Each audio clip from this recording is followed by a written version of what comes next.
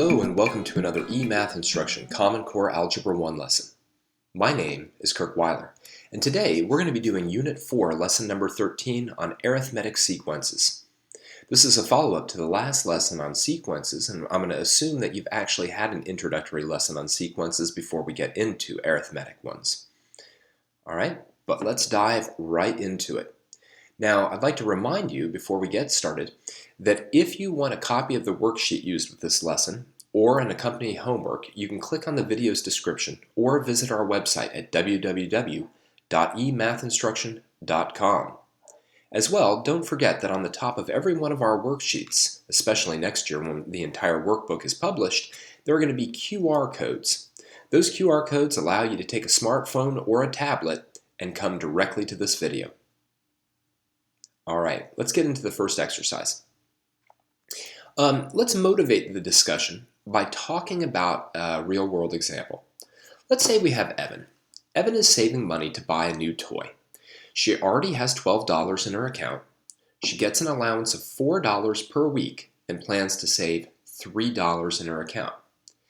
Fill out the table below for the amount of money Evan has after n weeks of savings. So remember, she's going to save $3 per week. Alright?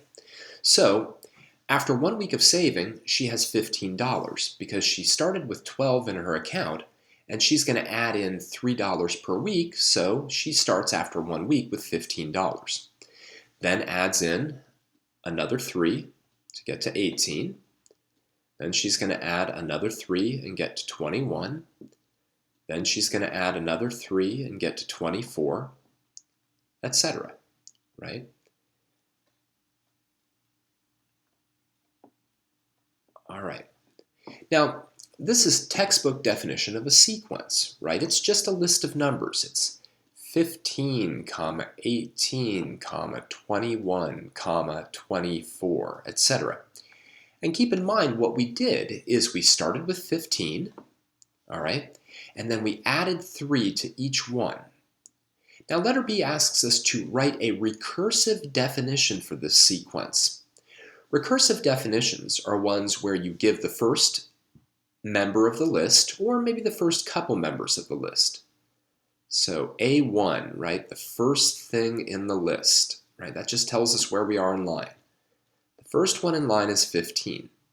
Then what we do is we talk about the nth one in line, that's an n, and we say, well, the nth one in line is going to be the one right before it, which would be a sub n minus 1, plus 3, right? So remember, these things, which are known as the index, are where you are in line, okay? So when we write something out and when we interpret something like this, we interpret it as wherever you're standing in line, you figure out that number by looking at the one right before it and adding 3. All right, take a look at letter C. It says, what's wrong with the graph of the sequence shown below? And let me just give you a hint. I plotted all the points right. But there's something fundamentally wrong with the graph. What is it? Pause the video right now and think about this. All right, this is actually quite important. The points shouldn't be connected. So the points should not, very important, should not be connected. The reason that's so important is that the way that it's drawn right now implies that, after like 1.5 weeks of saving, she had $17. But she didn't, right? Actually, after 1.5 weeks of saving, I'm sorry, it wouldn't have even been 17. I think it would have been like 17.5. But no, or 16.5. Sorry. Apparently I'm having some problems with math this morning. But she, at 1.5 weeks, she still only has $15. She doesn't have $16.5. So we shouldn't connect these with a straight line or any type of curve because it implies that we're getting these intermediate values. So it should just be the points. Finally, the problem says Evan proposes the following explicit formula, as opposed to a recursive formula, for the amount A as a function of the number of weeks saved n. Is this formula correct? Test it. Well, it seems like it's good, right? You're starting off with like 15 and you kind of got a slope of 3 going on there. So what's going on here? How about this? Pause the video and test the formula to see if it's right. All right. Well, it should have taken you a very small amount of time to just say, well, all right, let me just test it when n is 1. Well, that's going to be 3 times 1 plus 15 gives me 3 plus 15, and that gives me 18. But a sub 1 should have been 15. So that is a big fat no. That formula is not right. All right, we'll develop a formula later on, but that formula is not right. Now, this really does give us a very specific example of what's called an arithmetic sequence. I'd like you to pause the video now, write down anything you need to, and then we'll go on and we'll talk about arithmetic sequences and give the mathematical definition and all that stuff. All right, let's do it. It's cleared. Okay. Arithmetic sequences are one where each element in the sequence, so each number in the list, is a set amount more than the previous number. All right? Its recursive definition is this. I give you the beginning number, right? This is the first number.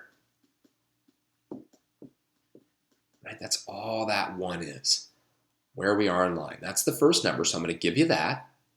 And then every number in the list is the number before it. Think about consecutive integers. Every number in the list is the number before it, plus some what's called common difference. They call it a common difference because if I have something like this, 1, 7, 13, 19, etc., if I do 7 minus 1, which is a difference, I get 6.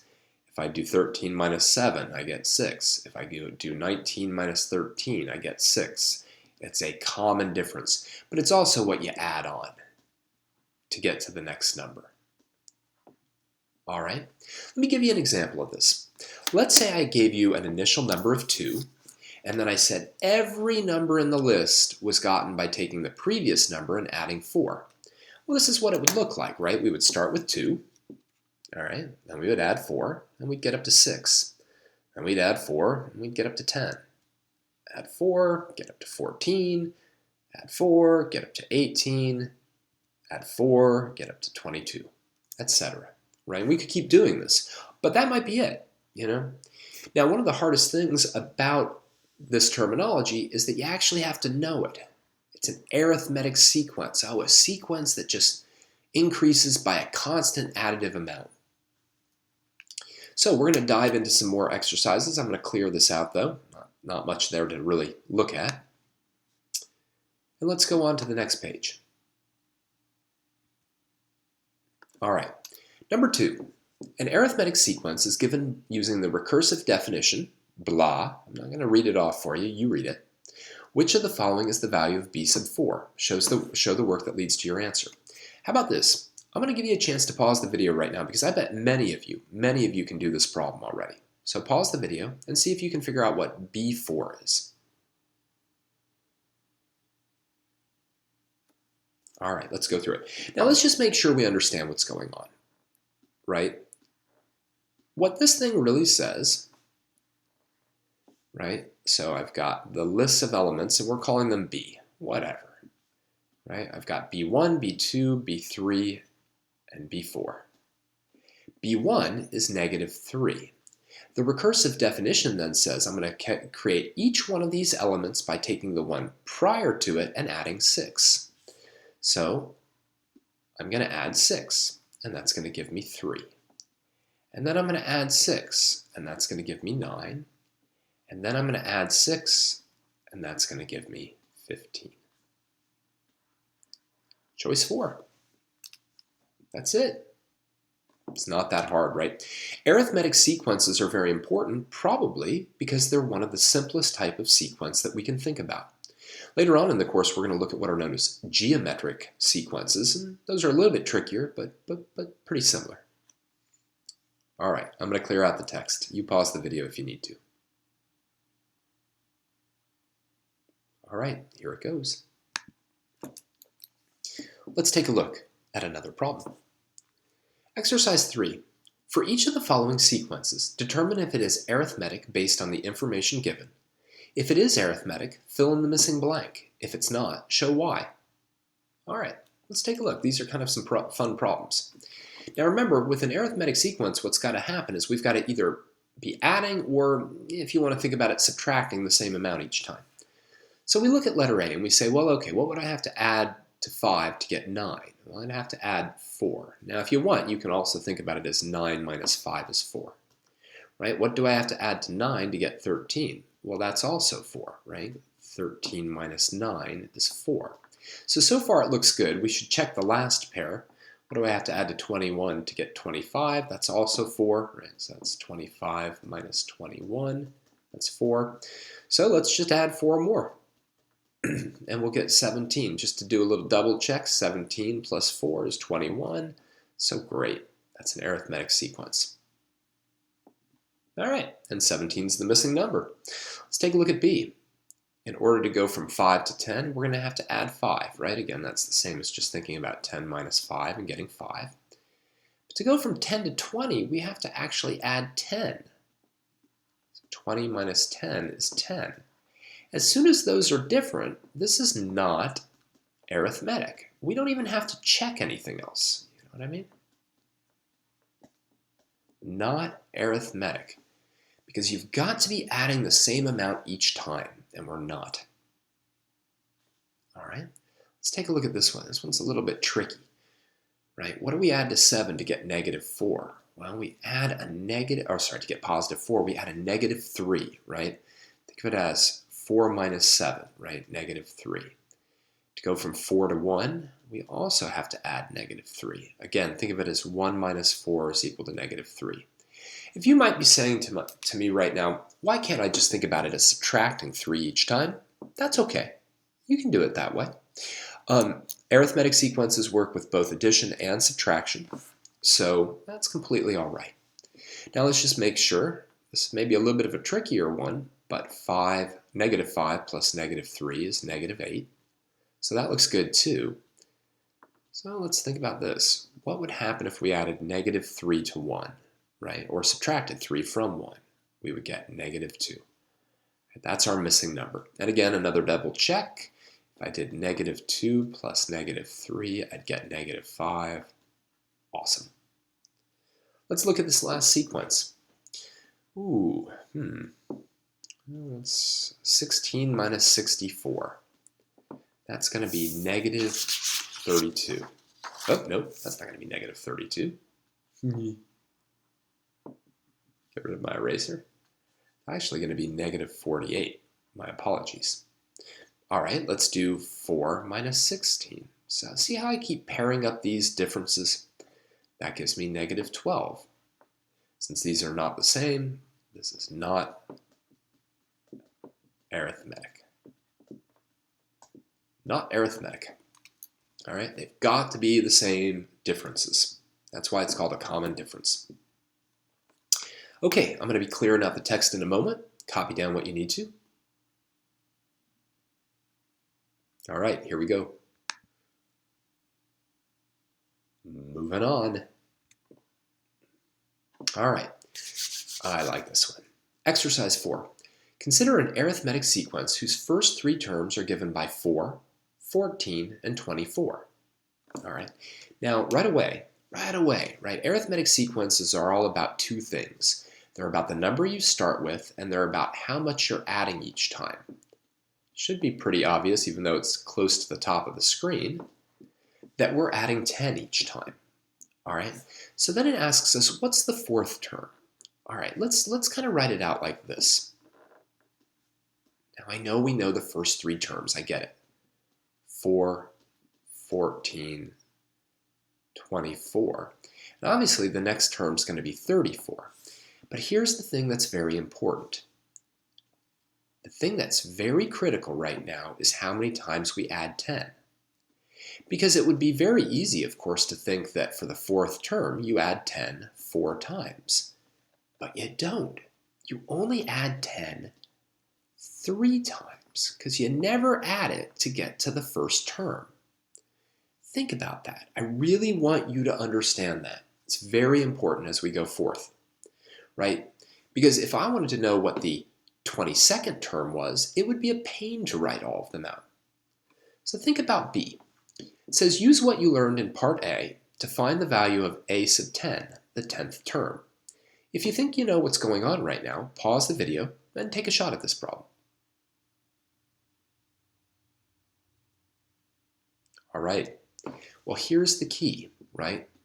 We are going to add 10 9 times. 9 times, right? So in fact, we can say that a sub 10 will be the value we start with, 4, plus 9 more 10s, right? We're going to add 10 9 times. So that's going to give me 4 plus 90, and that's going to give me 94. You know, we could certainly do that. You know, we could do that by hand, but it would take a while. And certainly if I told you to figure out the 500th term, that would be pretty obnoxious, you know, to have to do it by hand. On the other hand, just knowing that we added 499 tens isn't so bad. Okay, let's write a recursive formula, all right? Recursive formula. Remember, for that, what we do is we give the first term, and then we tell how the nth term depends on the one that came right before it. So a sub n is a sub n minus 1 plus an additional 10. Both of those two elements are very necessary in a recursive formula. The number one mistake students make when they do a recursive formula is that they forget this. So let's say, don't forget. I've always told my students that if you forget that initial term, then there would be no way to actually write out the list. I mean, it's great and all if you know that the number that you want in line is the previous one plus 10, but you can never figure out the previous one if you don't know the one before it. You can't figure out that one if you don't know the one before it, and ultimately you need to know the first term. Now write an explicit formula for a sub n. Explicit formula. This one's cool, right? So we know we start with the number 4, right? And then what we do is we add n minus 1 tens, right? It's what we did up here, right? For a sub 10, we added 9 tens. For up here, a sub 4, we would have added 3 tens. And that's it. That's our formula. I mean, don't get me wrong. We could play around with it. We could do things like this. We could take the 10 and we could distribute it. Whoops. And apparently we could lose an n in the process. Let's try that again. Apparently I need some more coffee this morning. Maybe we could rearrange, and that's a good formula too. There's absolutely nothing wrong with the one that's in the parentheses, formula 1, if you will. Right? But you never know. In a multiple choice context, they might give you something like that, and you have to be able to figure it out. All right, that was a pretty full problem. Now again, I can't emphasize how important this whole n minus 1 thing is, right? And by that I mean the idea that if I wanted to know, let's say in this problem, what the 200th term was, it would be very easy, because I'd just take my 4, and I'd add to it 199 tens. Not 200 tens, 199 tens. And just for the sake of argument, I'd get 1994. It was a great year. I think Nirvana was big back then. Anyway, I'm going to clear out the text, so pause the video if you need to. I probably have half the students right now going, Nirvana? Who's Nirvana? Okay. Anyway, I've dated myself. I'm going to clear out this text. Pause the video if you need to.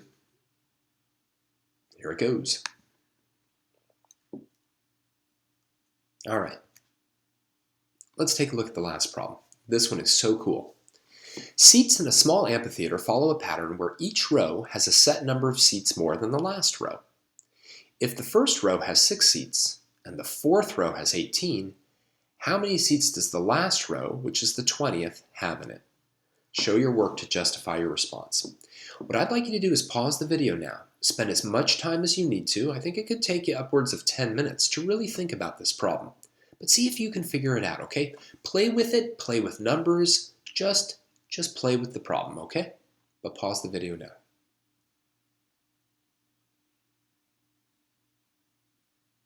All right, well, I'm going to go through the way that I think about it. I like pictures. I think they're very, very helpful. So that first row, what did it have? It had 6 seats. I don't know how much the second row has.